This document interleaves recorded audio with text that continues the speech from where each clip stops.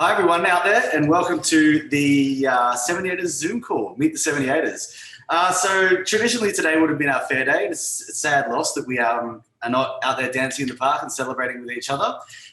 So as a hold this place for the 78ers stall at fair day, we thought we'd have a bit of an online Zoom chat.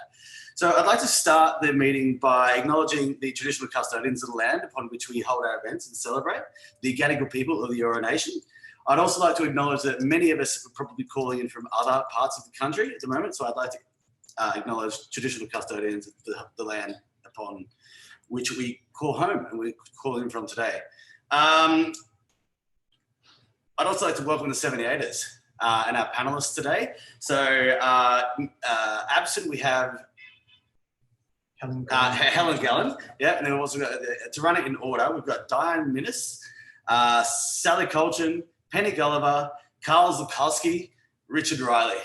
And they'll be coming to you today, giving you a bit of a rundown on what they went through in 1978 and where we've come to today. So Diane Minnis, please take it away. Oh, off mute, Diane. Woo, always the trick. Yes, thanks, Louis. I'd firstly like to acknowledge that I'm speaking from the land of the Gadigal people of the Eora Nation, and we pay our respects to their elders past, present and emerging. Today I'll be talking about how the first Mardi Gras came about and my experiences, and other 78ers will talk about the daytime events and the massive Drop the Charges campaign that followed. Now, in March 1978, San Francisco activists wrote to, no emails in those days, wrote to Ken Davis and Annie Telvay, asking them to organise international solidarity activities because they were campaigning against the anti-gay Briggs initiative on the California ballot, which would have criminalised anyone employed in schools talking about homosexuality, whether they were a teacher, an admin person, a cleaner or whatever. And the plan was to have all these activities around the late June anniversary of the 1969 Stonewall riots in New York. Now, Ken and others called a meeting to form a coalition of lesbian and gay groups from Sydney Uni, religious groups, the Political Action Group of Camp Inc., Young Labor, left groups and activists like me.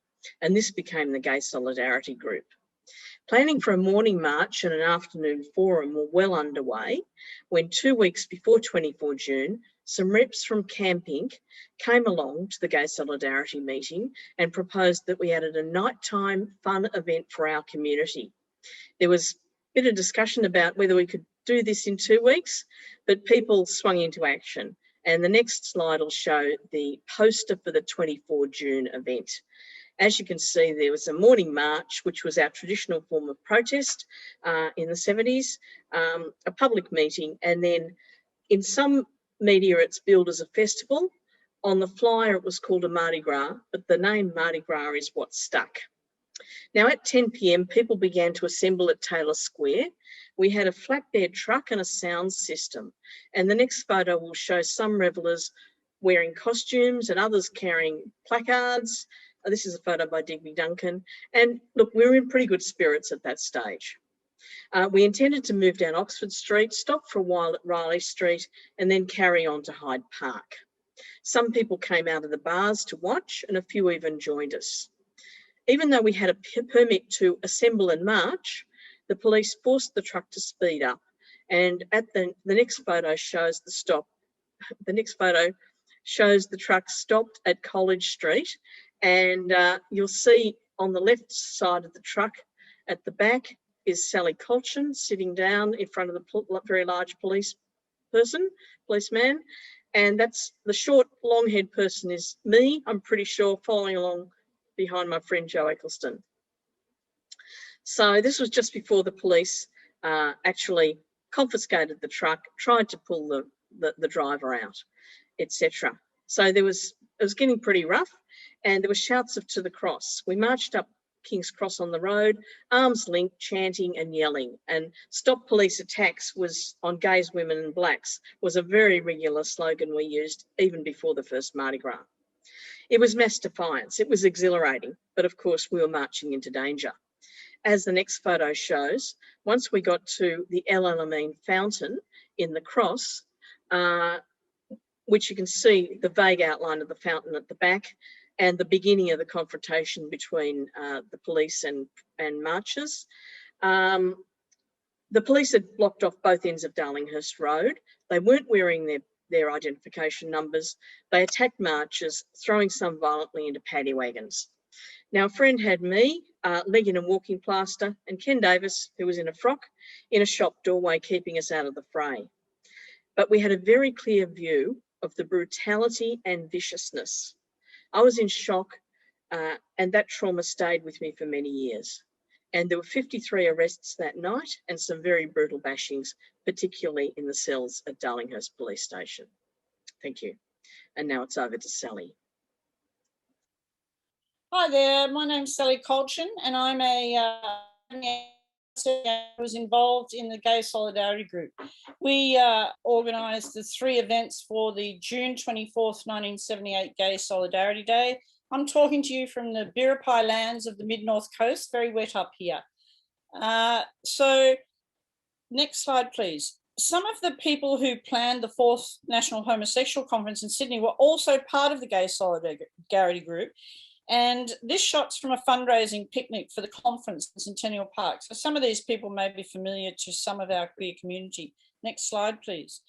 The first event of the Gay Solidarity Day was the march in memory of the Stonewall riots that happened in New York City, New York, June 28 to 30th, 1969. Next slide, please. So in Sydney, on a brisk, though sunny, Saturday morning in winter, about 1,000 queer peeps marched from Sydney Town Hall down George Street to Martin Place. Next slide, please.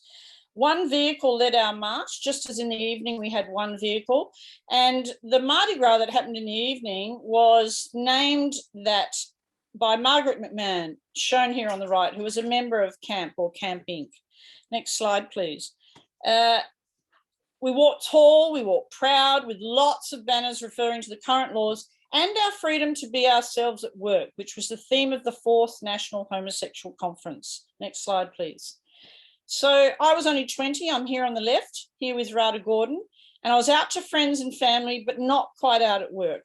I was studying photography at the National Arts School. Next slide, please. Some strong lesbians led the way, and some of these women shown here, along with many other 78ers, are sadly no longer with us. Next slide, please. We finished up the march at Martin Place before some headed to Paddington Town Hall and others went home to get ready for their first Mardi Gras. We'd organised a forum at Paddington Town Hall with politicians, lawyers and leaders of our community to discuss the current and essential reforms as an afternoon event. You have to remember it was illegal for men to have sex then, and lesbians were invisible. Next slide, please. So I'll try not to get emotional. That evening, about 500 of us gathered behind one truck outside the courthouse in Darlinghurst. We had a permit to start at Taylor Square at 10 p.m. and to march down Oxford Street to Hyde Park. We had permission to speak briefly to the crowd at the park and then to disperse. The police were clearly surprised by how many of us there were at the start and how many joined us from the bars as we danced down Oxford Street. We chanted out of the bars and onto the streets and stopped police attacks on gays, women and blacks. I was on the back of the truck. We played 2 songs in rotation. Sing If You're Glad to Be Gay, Tom Robinson, and Meg Christian's Ode to a Gym Teacher. She was a big, tough woman. The police were getting defensive though, and as they started hurrying us along, to me on the truck, it felt like they were sweeping us down as if we were rubbish. Next slide, please. By the time we got to Hyde Park, the police had decided we should stop and they tried wrenching Lance, who was driving the truck, from it. A crowd of lesbians intervened and he got away, thank goodness. But by then the crowd were getting agitated and there were a couple of calls to the cross. We could hear the police radioing, no mobiles then, we could hear them on their radios to close off the cross, and we got very concerned. So those of us left in the city raced up to the cross after the crowd. By the time we got there, though, it was bedlam. It was apparent that the police, illegally, with no numbers on, were in for a fight and that they had instigated a riot. We were terrified. I was terrified, but I was so angry. And I was held back by my girlfriend. The deafening sound of metal garbage bins, no plastic then, bodies slamming and screams filled the air. Next slide, please. I want to thank you for listening to me, but please remember we have a long way to go towards equality in our queer community in the 21st century, and our journey continues. I hand you over to Penny. Thank you.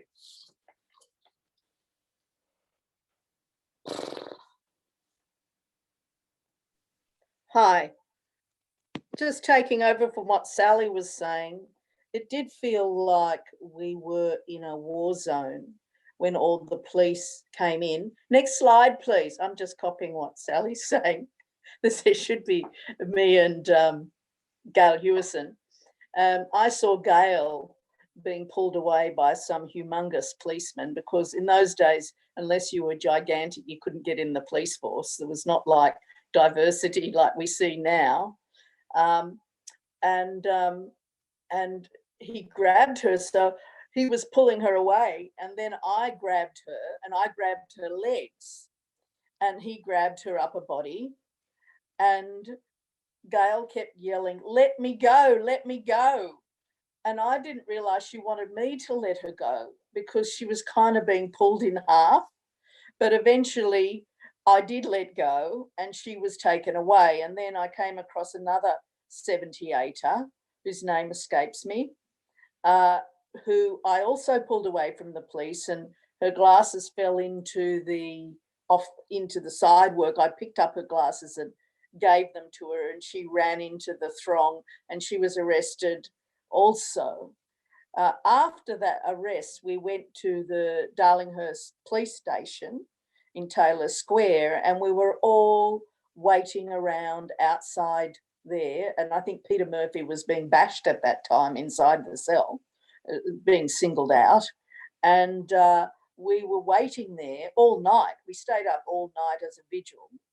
And then some of us went down to the other police station where people were being released.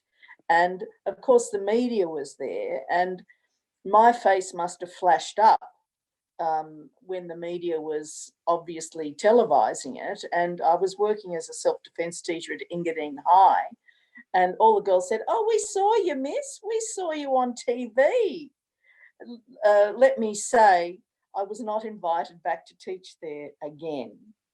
And a lot of people, because they were outed publicly, lost their jobs and suffered as a consequence of that march through being publicly outed as LGBTI, whereas today no one would care. In those days, it was a big deal. And I'll hand you over to Richard. No, to Karl. That will be me. And my task today is to recall what happened to me on the 15th of July. The 15th of July was a very large demonstration that was part of the Drop the Charges campaign that followed on from the initial arrests. Now, up front, let me say that I was not political in 1978, at any rate. I was not an activist, and this is very important. I wasn't living in Sydney. I was exiled in Canberra. First shot, please. This is what I looked like in 1978, in case you're interested. Double denim and big hair were a thing. Oh, and the cigarette. In fact, cigarettes are probably the reason I'm a 78er. You see, I had a Qantas boyfriend who was also my source of supply. He used to bring in cartons of American soft pack Marlboro, which was class. Now, on the 15th, I was in town to top up. Now, we'd been out to Patches the night before, and he passed out drunk, but that happened a lot. But he woke up on Saturday morning and said, "Hey, there's this demo on in town." It was a protest against the arrests in June. Now, since he'd been bashed in the police cells himself, he was fired up about this. And since I could see the point, off we went. So We started out in Martin Place and then headed up William Street. Next shot, please. There we are, I believe, almost at the top of the hill. There are 2,000 of us, and I think I'm over on the right, hidden behind that big and very famous white banner. Then we turned the corner and headed around and along the bottom of Green Park, past St Vincent's Hospital, and we ended up outside the cop shop in Taylor Square. Next shot, please. This is the scene I remember. I was just behind, oh, I just fell off my chair. I was just behind Dave Urquhart when he took that shot. And that is Sallie in the black vest, I believe. There weren't many cops about. The Premier had told them to keep a low profile, and they did. They were hiding in the side streets. Pretty soon there was trouble. I remember a push to pound on the doors of the police station, and then the cops came from everywhere, from all directions. They boxed us in. We weren't told to disperse or allowed to disperse. This is called kettling, and it happened here in Sydney last year at a Black Lives Matter protest. But back in '78, there was a brawl. I got kicked in the head and I kneed a cop where it hurt. We managed to get clear and we dashed off down Oxford Street, and that was it. My contribution to 1978. But there were thousands like me. As I say, there were 2,000 on that day, and 14 of them were arrested. But we weren't activists, we weren't political, but we were there on the street.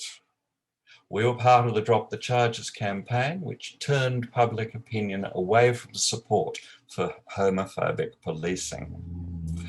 And we were there at the moment when activists and the bar scene joined together to create our community. We were there chanting out of the bars and onto the streets. Here it is. And we were there when the three great liberation movements of the 20th century, women's liberation, gay liberation, and Indigenous liberation, found common cause with ordinary people like me. And we were chanting, "Stop police attacks on gays, women, and blacks." Thank you. And I believe I'm handing over to Richard now. Hi, I'm Richard Riley and I'm speaking to you from Newcastle in Awabakal country. I'll recall my memories of the march from the 4th National Homosexual Conference down Oxford Street to Taylor Square and Hyde Park on the 27th of August, 1978. There were 300 participants that day, of whom 104 were arrested. At the time, I was 25 and I'd come to the conference from Adelaide, where I was a student. I'd attended 3 previous national conferences, and just to note, many of the marches that day were from states other than New South Wales. After some discussion on the last day of the conference at Paddington Town Hall, a decision was made to march to Hyde Park to continue the actions of earlier that year, to protest previous arrests, and to confront the Festival of Light who were rallying in the park, and to show that we couldn't be intimidated. We knew there was a police presence and we were largely restricted to the footpath during the march. As we progressed down the street chanting, I noticed the side streets were cordoned with lines of uniformed police. There's a slide to come, I think. There were more lines of police arced across the square, as well as the streets nearby. When I was close enough, I could see some, if not all, of the police had removed their number badges. Given previous experience with demos in Sydney when I lived there before I moved to Adelaide, I knew things were not going to end quietly. Police halted the march in Taylor Square, and my memory was that they then declared the march illegal and ordered us to disperse. But as Karl indicated, there was a cordon and there was nowhere to go. So the police immediately moved in to arrest people at this march. And in the chaos, many marchers got through to Hyde Park to show their appreciation for Fred Nile. There were many people arrested there. Back in the square, people were picking off the people that were on their own, and probably some identified targets amid yells from the marchers to link arms. A police officer put his hand on my shoulder and started to say that I was under arrest. I quickly swept his hand off my shoulder and said, "No, I'm bloody not," and ducked away and linked arms with a line that was heading back up to the Paddo Town Hall up Oxford Street. There were scuffles and more linking of arms. Arrested people were yelling from out the back of paddy wagons what police station they thought they were being taken to. Back at the Paddo Town Hall, I was awestruck by the organisation shown where people were trying to record who'd been arrested, which police stations they were at, the collection of bail money, which happened quickly and to my tertiary allowance existence at the time in great quantity. We were a bit shaken, but we were stirred as well. Later, the Sydney Morning Herald published the names, occupations and addresses of all those arrested, outing many that caused loss of jobs, accommodation and the follow-up challenges from family and friends.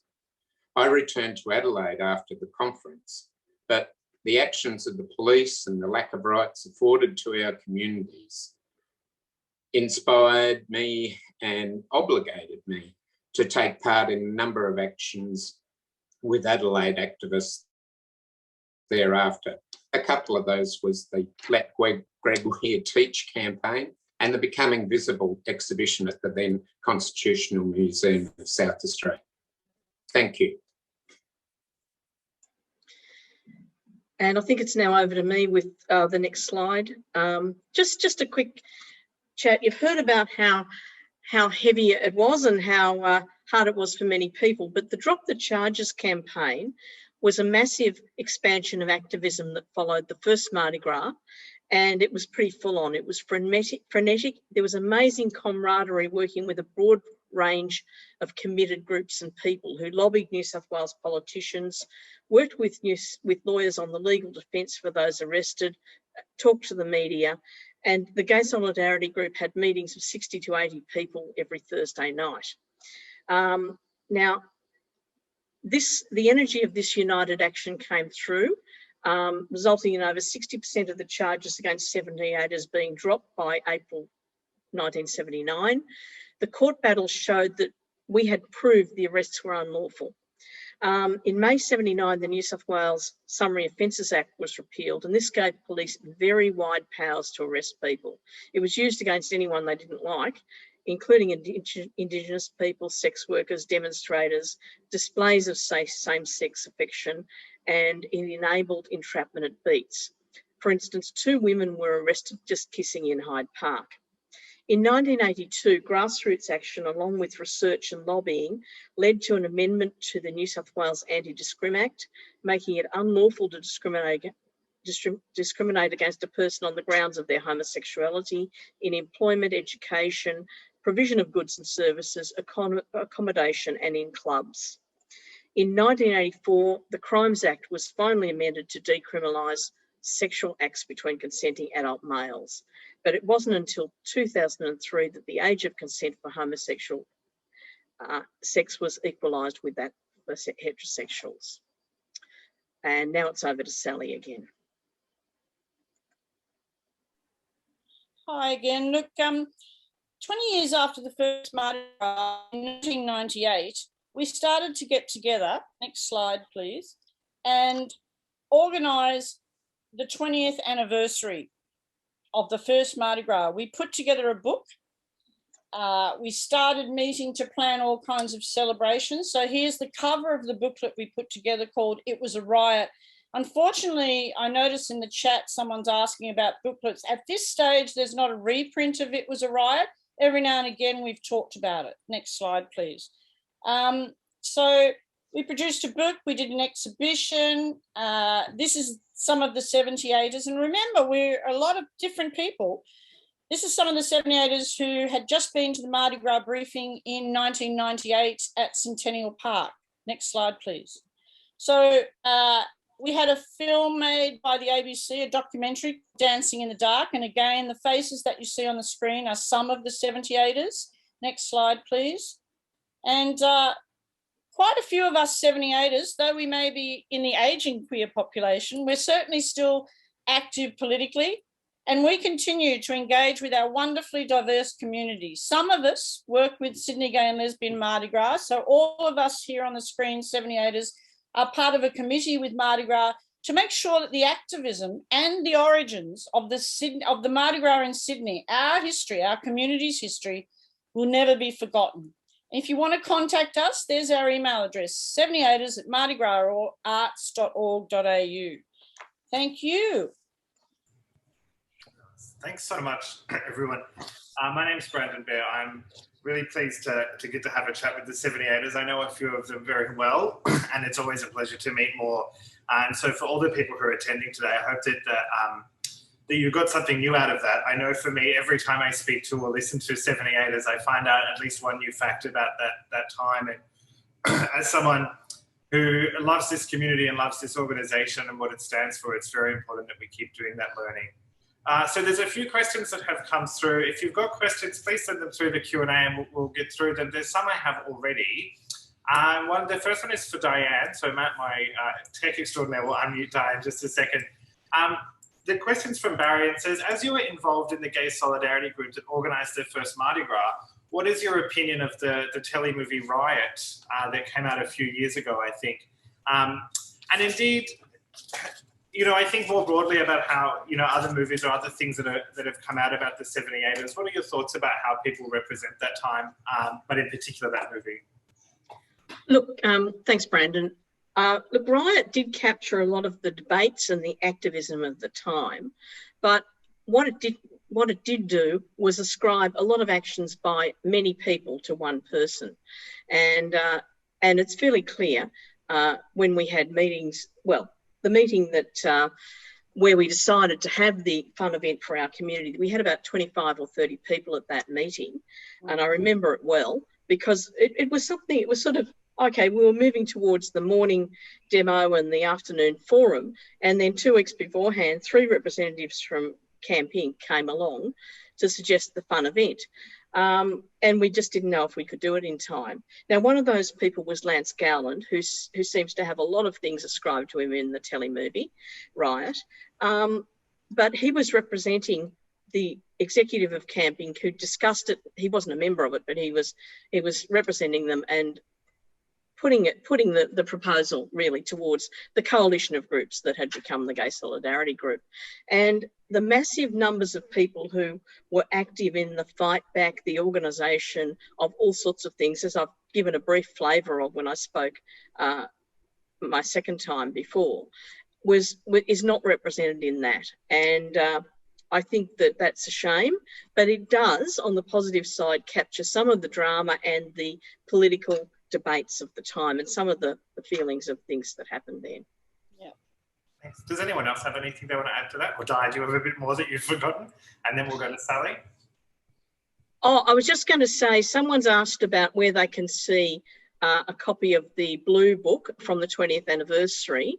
And I've put an answer up in the, I've typed an answer to an individual with a link to where it is on a website that some of us are involved in, but I'm not sure how to get that up. So I'm going to email it to Matt and he can put it up on the screen. Okay.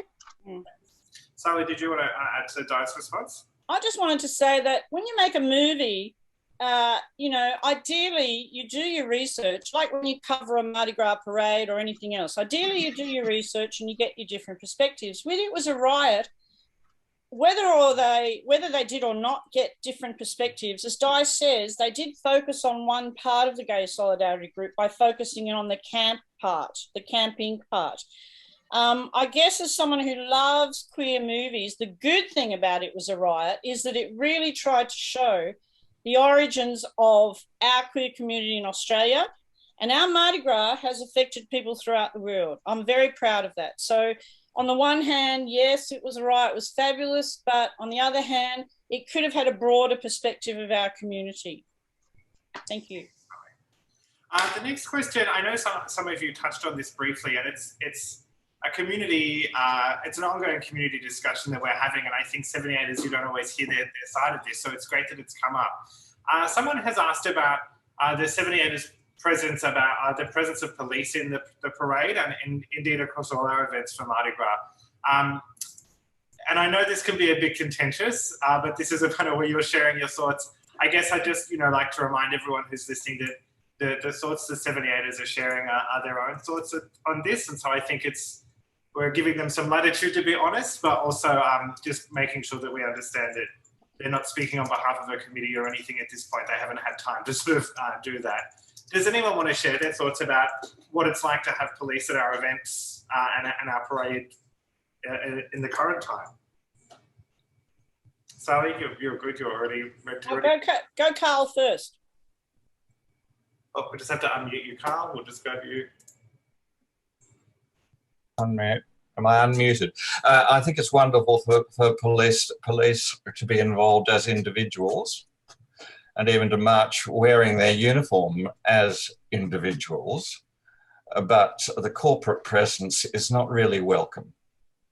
I also feel that although we have received a public apology from the police, that apology needs to be revisited regularly, and the police themselves always need to be reminded of what they did in 1978.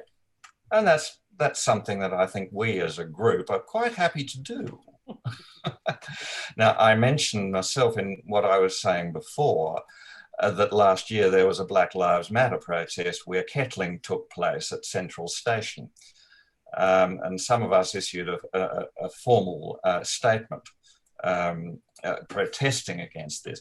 And by kettling, I mean that people were gathered into a confined space and pushed closer and closer together until such time as they became agitated and aggressive and tried to escape.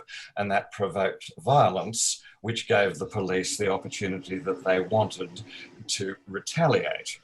This is how it works. Now, the official position is that they do not do this, but they would say that, wouldn't they? That's my view. Thanks, Karl. So, adding on from that, look, I have the deepest respect for our GLOWs. I call them GLOWs, our gay and lesbian liaison officers. I've had to deal with a GLOW myself in terms of my relationship in the Blue Mountains, and I basically believe that as a generalisation, the police force, given the right education, ideally those individual men and women could be less homophobic and more embracing of our queer community. But even a few years ago, if you remember in Newtown, those young men had to give up their careers because other homophobic men in that station chose to point the finger at them and say, oh, you're young gay men, you're dealing drugs, you're doing this, you're doing that. I'm sorry, nothing was proven. Those young officers, most of them lost their jobs, blah, blah. And in the Black Lives Matter, we saw the police doing, I forget that word Karl said, but, the same stuff as they did with us, not on. So I don't mind, I agree with Karl, I don't mind if they want to come in the parade as individuals, but I don't want the New South Wales or even the federal police or any of the police to have their big police thing, we love gay people, we're so good, Still a long way to go, people. They're my thoughts. Penny, did you have something you wanted to say on this as well? We'll just unmute you. Just give us a tick. There, good to go, Penny. I believe that the police of the past are quite different to police now, but there's police and police and police, and it depends where those police are. Like, it might be very different to being in the police in the country town, to being, say, in Moree, to being a police person in Darlinghurst, because, several of my students have become police people. We all know police people who mix in our circles and who are friends of ours. So I believe we have to distinguish between the institution of the police, which is a cornerstone of patriarchal power. Let's not forget our politics, and how they have been infiltrated to become quite different and open people. And I believe you've got to take, also police have to do as they are told. The sad thing is they're not individual units. They have to actually follow instructions. The police are not a power force. The people who govern the police are the power force. And so for change to be activated, it has to be activated on a big level, not actually at the institution of policing. The problem is goes up a lot higher than that. If they want to, they have great singers. If they want to march in Mardi Gras, more the merrier. I say, come on down in your blue uniforms, you know, cheering everybody up. It doesn't matter because it's not where the power lies. Thanks, Penny. I think one of the things that Mardi Gras has always looked at is change at a really systemic level, both as an advocacy agent, but also what Mardi Gras has done over the last 40 years is systemic change and really trying to change whole of community and whole of society. So I think you're right in that. There was a fabulous question that came up a little bit ago, and I might ask Richard, potentially, you've been quiet, so I'll pick on you. A question about, given that we have all this amazing history that's both a lived and an oral history, how do we do better at getting these stories out to younger generations? So, you know, just before the chat started, we were talking about the fact that people don't know what a 78 is and people don't know how Mardi Gras started. Do you think there's more we can be doing to get younger generations of queer people involved in this history? And we'll just unmute you, Richard. Sorry, Matt's doing about 7 things for me at the moment. He's a gem. Yeah, I think it would be great to involve more communication between younger and older. And I think history is often viewed as sort of stale or remote, but there's very active history groups in Australia, queer history groups. We have the Australian Gay and Lesbian Archives, we have history groups. We have one here in the Hunter, the Rainbow History Group, and we've been putting information that's been in people's shoeboxes, you know, old magazines and records of events. And the Rainbow History Group up here has been uploading it to a site at the Newcastle University. So it's archived and accessible to the public. Whether people know that's happening is another thing. But certainly, and I know the 78ers do a lot of education. We sometimes get invitations to schools or unis, things like that. So, yeah, I mean, people may have more structural responses than mine, but yeah, people are always interested in their history. It's just that it's not always presented to them. Thanks, Richard. I know that Google a few years ago did some work with Mardi Gras on some of our making our history really interactive with an online website. That still exists, Matt? Is that still around? I'll put a link up. Great. Just remembered that. Thank you. Daz has asked a question about which political parties or MPs or sort of political leaders at the time were really supportive of what you were doing and who was helping you. Di, did you pop your hand up for this one? Great. Look, I was going to say that there are 2 people who were later Labor Party MPs who are 78ers. That's Sandra Norrie and Meredith Bergman, both New South Wales MPs.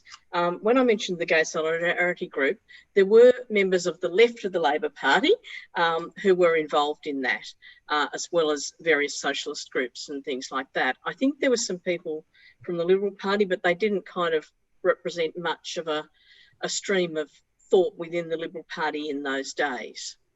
Yeah. Excellent. Thanks, Di. Andy, does anyone else? Sallie, you've got your... I'd just like to say that realistically, the Greens are the only party that has consistently for the last 20 plus years had gay and lesbian rights to the forefront. Labor has to a certain extent, but I believe if you look at, 20 years or more ago, the Greens are out there. I don't believe, with respect to any Liberal people who may be joining in or listening, I really don't believe the Liberals do. Certainly at the time, Di's just said, at the time we had some fabulous Labor support, but do remember that it was Mr. Neville Wran, who was Premier, and Minister of Police, a Labor man, who, had a bit to do with causing the police to create a riot. Another a quick question that I'm interested in as well from Alan. For those of you who are meeting as part of groups like Camp Inc. or Gay Solidarity or any of those sort of collectives, where would you meet, considering what you were doing was illegal? Maybe not the organising, but certainly if anyone was finding love and other things there. How did you find each other? Where did you actually do all these meetings? Who's going to answer this one for me? I might have to pick on someone. Well, I'll just say that Camp Inc. had, I think their third set of club rooms were at 33A Glebe Point Road, Glebe. And while the Gay Solidarity Group initially met at Sydney Uni, much closer to the time of the first Mardi Gras and for the Drop the Charges campaign, we met at Camp Inc. In the front room there. There was also a coffee shop there. And I might have gone once, but I'll leave it to other people to talk about what happened at Camp Inc. In terms of the social side of things. I'll just talk about the political side of things. Yes, Sallie? When we were doing the 3 or 4 months of demos after the first Mardi Gras, we also met at this fabulous old, I think it was a church, because after the first Mardi Gras, our community was shocked. So within a day or so, we put the word out amongst the community without mobile phones, come together, and we met at the Charlie Palace, Culture Palace or something or other in the back of Darlinghurst, remember? We had these big meetings. Now, any of you know, if you get a bunch of dykes and poofs together, and these days trans or whatever, everybody wants to speak. We had people like Julie McCrossing bringing her dog to everything. And so people would try to ask questions and say things. But that's how we got people together in those few months, Drop the Charges, the conference arrests, to try and get community consensus, really. The Camp Inc. was a social place, the place in Glebe. The lesbians would be meeting. There was Sydney Uni. But, we used Stanley Palmer's Culture Palace a few times. I remember that in those first few months.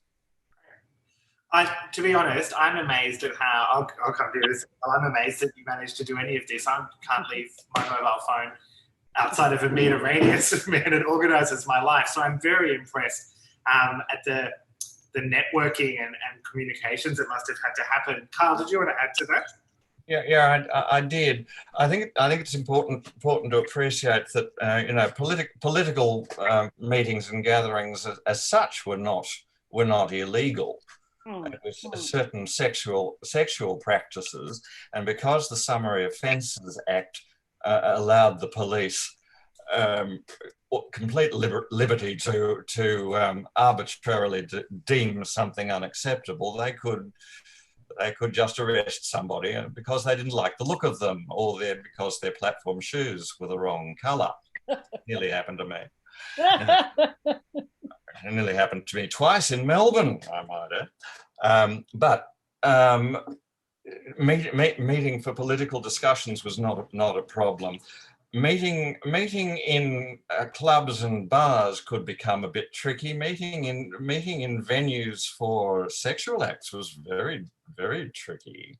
But there was a lot of money that changed hands to make sure that that kind of social activity was left alone, provided it was off the street and behind closed doors, if you will. Remember, Sydney has a tradition of corruption, and that tradition of corruption is very much part of the story of 1978. I'm not going to go into the detail, but it is part of the story.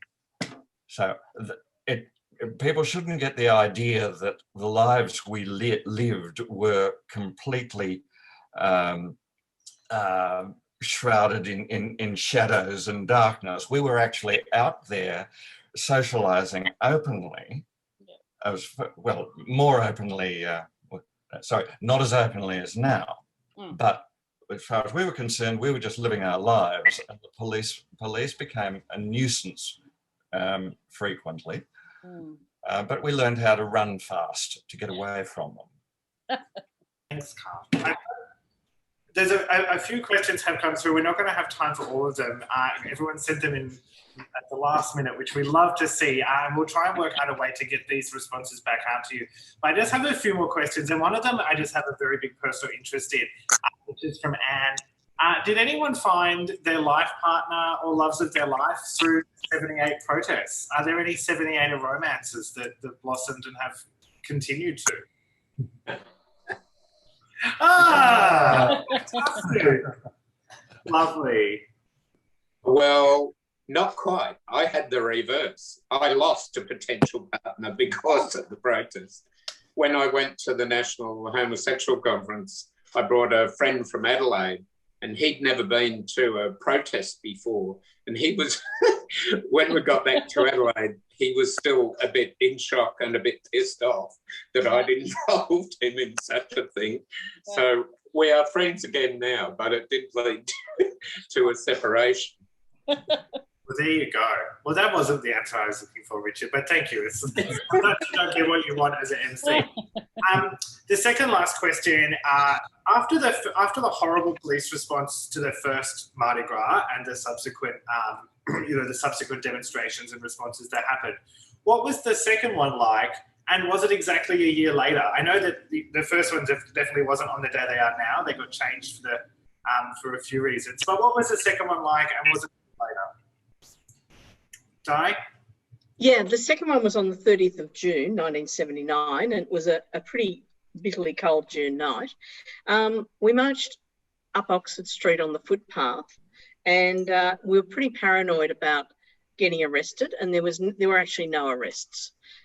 It was opposed by some sections of the LGBTI community, particularly the Sydney Star Observer, which was then a new newspaper for our community. But that really meant that the Gay Solidarity Group was much more focused on actually having it and making sure it went okay and went safely.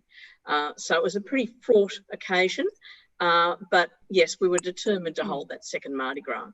And I might say if we hadn't have had the police attack on the first Mardi Gras, we mightn't have been so determined or so organised to have a second Mardi Gras. Sallie, did you have something you wanted to add? Not that I wanted to add, but I'm watching the time and I'm mindful that Liberty Thompson has asked a very important question, which I believe needs to be addressed. You know, to come out and be clear today is marginally easier, but, you know, we still have 1 in 10, particularly young gay men and a lot in rural areas who don't feel they can come out, who are still attempting suicide, and sadly some succeeding, and some of those are women. And they're very young people, and it's the 21st century. We must remember, yes, we did some good stuff. Yes, Mardi Gras is fantastic, but I don't want to see young gay men and women feeling they can't come out in whatever part of this country or the world and feel desperate enough to take their own life, you know, not on. So thank you for that question, Liberty. Thanks, Sallie. And it's a nice, I guess, lead in potentially for what will be our last question of the day, just in terms of time. Given how far we've come in regards to rights and positive political activism and the changes for our community, what direction do you feel that Mardi Gras as an organisation needs to focus on now, and why? So, Sallie, I think your comments about mental health and coming out and supporting our communities through that is definitely something that Mardi Gras is looking at and working on. For the other panellists, in summation, where do you think Mardi Gras should be focusing 43 years later? Penny, I might start with you if that's okay. Sure. I'm going to cut out any second because my phone's running out of battery. Can you hear me? Yeah. Yes. I think the most important thing is to survive, exist, and go forward, because I've seen movements fold or disintegrate, and the thing I can just say is that everyone just has to keep moving forward with the energy of survival and keeping it alive, because I I think everyone's doing. We've had some awful. Oh, I think Penny might have think we got the gist of what she was but we saying. got it just in time. Karl.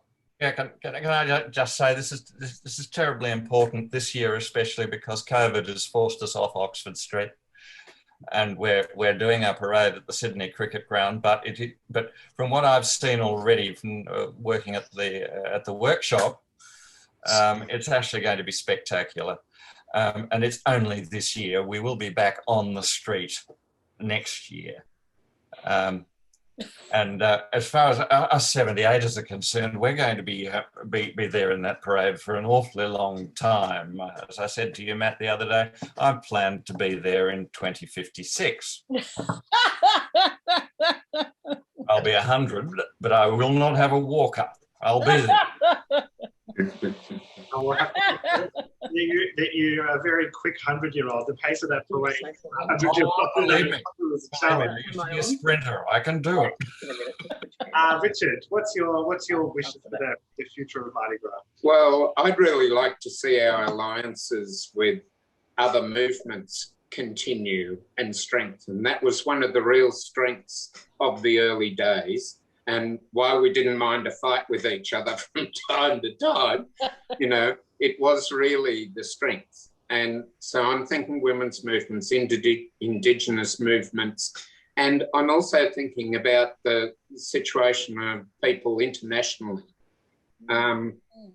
When back in 1978, we used to use telegrams to communicate with San Francisco.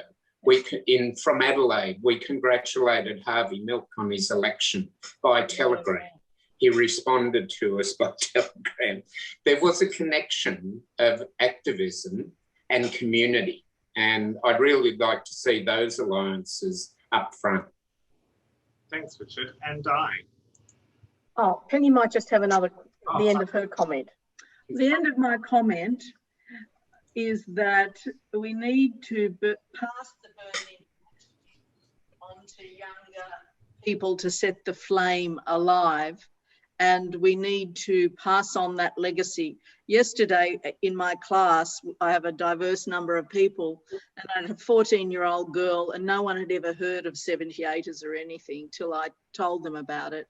And I think these people are our future, and we need to have strategies to build bridges to keep the legacy alive, but to pass it on to younger people so the whole movement can stay alive. And I'd just like to follow on from something Richard said about international gay solidarity. We started off with international gay solidarity in terms of supporting the people in California. There are so many countries, particularly in our region, where homosexuality is still criminalised, and there are some very severe penalties in some of the Pacific countries, for example, and in other countries around the world. We're faced with an increasing wave of very right-wing governments, Turkey, Hungary, Poland. Hopefully America's turned the corner, but there's still a lot of strife coming from the far right there, and a lot of things going on that will affect our rights. And as other people have said, the rights of women, the rights of Indigenous people, and we need to all work together on that. I'll also add one more point, that I was on the board of New Mardi Gras for 3 years after the old organisation collapsed, and I was on the first elected board and the next couple, and we had a struggle to rebuild the organisation with very few staff. It's great to see that it's back, but it needs to continue as a viable organisation, because it's only when we get out on the road in Oxford Street, or in this case, in a well-televised Sydney Cricket Ground, that we get that message across. And of course, like many 78ers, I'd like to see a bit more of that quirky, campy political stuff in the floats, and to get that political message out of solidarity with other oppressed areas and other oppressed people. Thanks, Diane. Thanks so much, everyone, for being part of this today. I'd obviously like to firstly thank Sydney Gay and Lesbian Mardi Gras and the 78ers Committee in particular for putting this on. Di, you'll know that I love to come and have a chat with the 78ers at Fair Day, so I'm glad that I still got to do that today and still got to chew your ear off a little bit. I am sad there's no little photo frame to have a happy snap with. I've got a few of those as some of you over the years, but it's great to see some of you here. I'd like to thank everyone who's come, obviously, in the audience today and given up some of your beautiful Sunday afternoon. I think it was a very valuable hour, and I think if you haven't walked away from this with a more context or a more personal understanding of where Mardi Gras comes from and how it's gotten to where it is today, I'd be very surprised. So thanks for being here. The organisation, if you have further questions for the 78ers, I'd encourage you to get in contact with the organisation, and we can facilitate how that might work or how we might, do another forum like this in the future. I'm throwing Matt in the deep end here. No one has told me to say this, but I'm assuming that it's a lovely organisation and we want these stories to get out as much as anyone else. So we look forward to more opportunities to do that. I'd like to also thank Louis, who was with you for the introduction, co-facilitating with me today. But finally, I just want to thank all the 78ers. I want to thank the people who were there, who started this globally phenomenally unique movement. There is truly nothing around the world like Sydney Gay and Lesbian Mardi Gras, and it's incredible that we can be a part of it. I'm honoured and blessed to have part of my DNA in the organisation and have it be in mine. And it really wouldn't be possible. It really wouldn't have been what it is today without those people who made those decisions or got brought along on those decisions and decided to play along and really sacrificed a lot and gave of themselves so we could have what we have today. So thank you very much. As I said, get in touch with us if you have any questions. And thank you once again to all the panelists today, Di, Penny, Karl, Richard and Sallie. And we will see you over the next 2 weeks at a Mardi Gras event near you. Sorry if I didn't get to your question. There was only limited time. We look forward to seeing you at the SCG in 2 weeks with these fabulous crew leading the way as usual. Thanks again, guys. Have a good afternoon. Thank you. Bye. Thank you. Bye.